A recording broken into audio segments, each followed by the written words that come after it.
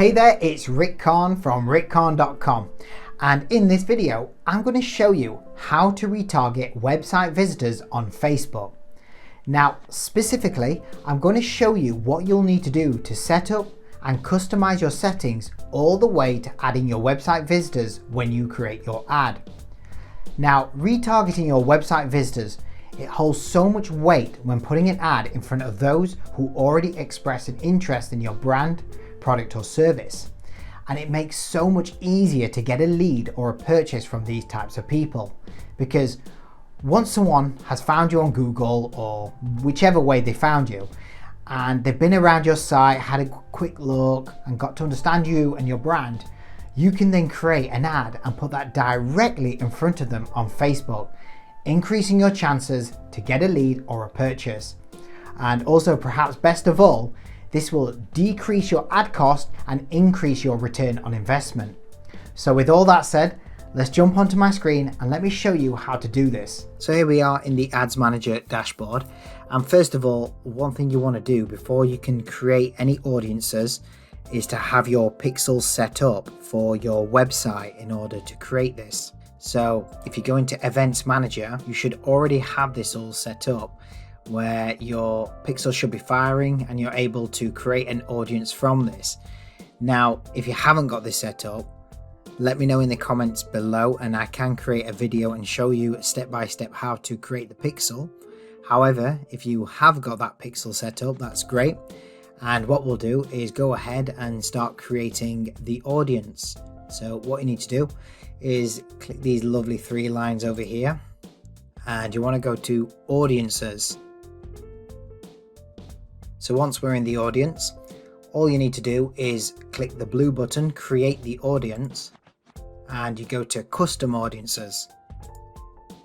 And in the custom audiences, you've got multiple sources you can create your audiences from, like your email, for example, through catalog videos. But what we're going to focus on here is your website. So you can ignore all these and just click only the website and press next. What you want to do here is select your pixel, and now you have multiple options on the events. Now when you click it, you'll see all website visitors, people who visit a specific page, and the time spent. Now I would recommend you select all website visitors, people who have seen any pages or been on anywhere in your website, such as your blog pages, your about pages, even your contact page. It'll just basically go to anyone who's visited any part of your page. Now you also have these specific web pages. Now you might have certain pages you want to retarget from, where you know you've got a specific product or a service you want to sell, and you have some sort of keyword that's already out there and people have been visiting that, and you want to specifically pick that. You can do that as well. And this visitors by time spent, here it will pick the top 25%, 10% or 5% of the highest amount of time people have spent on your site. What I generally do is pick all website visitors. Automatically it will be set to 30 days, but what I recommend is probably pick the best one. Since the post iOS, you're going to also be limited to the amount of people that it will be retargeting. So therefore you want to try and get the most from your website visitors. Now I would suggest you can pick up to 180 days. So if you put 180 days, because people who've been to your website have more of a chance and more of a likelihood that are going to take a specific action when they see your ad. So 180 days should be enough. You can pick it to 30 if you have high amounts of traffic. And what you want to do is create a audience name. For this, I'll just put website retarget.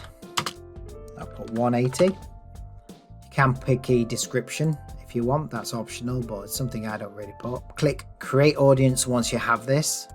Now you can create a lookalike audience from this. So once you've done that, you've done. And it should populate over here. It'll be pending, and in around about a few hours it should show up your size. If not, it could take up to 24 hours or more.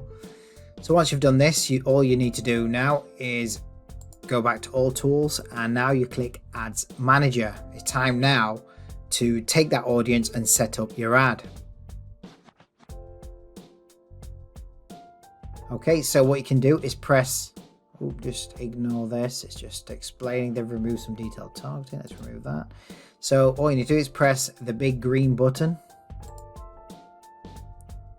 And here, if you've got the newer look of their dashboard, I'm going to pick, usually it's conversions, which for me it's sales, so I'll click sales, press continue, and once you've gone past the campaign, you can go straight to, I usually start my ads off with ABO, which is ad set budget optimization, so I'll just move it forward. So this is the part where you want to set the audience up. So what you'll do is you'll go down, you'll select your pixel, put your budget in. So here, this is where you will be putting your audience in. So where it says create new audience, custom audiences, just here, you'll click it and type in website retarget 180. So this is the one. So here right now, I've now selected the website that I've just created the audience for, and this is who we'll be retargeting. Now, going to touch on this in just a moment with the iOS 14, which I've mentioned earlier, but first just want to show you this. As you can see, you can still add different locations where you want to target. Mine set to United Kingdom. You can still add United States, Canada, Australia, all these different countries. You can still maneuver the age group, the genders. I'd leave the detailed targeting off. And what I would suggest you do is actually leave all this wide open and leave it all alone. Even leave it on automatic placements. Let Facebook do the rest of the targeting for you. And with just coming back to the iOS, just to mention, again, you will probably experience around about between 40 to 60% decrease. It's pretty big of a decrease. But if you can leave everything alone, it should still give you the optimal result you require. So that's pretty much it. That's all you need to do. All you do is leave all this alone, press next, set your ad up. And I have more videos coming out how to set your ad up, so you can check them out soon. And until then, if you do have any questions, you can just let me know in the comments below. And if you like the video, please, it does really help to get this video out by giving that, smashing that thumbs up button. Give me a like, and I'll see you in the next video.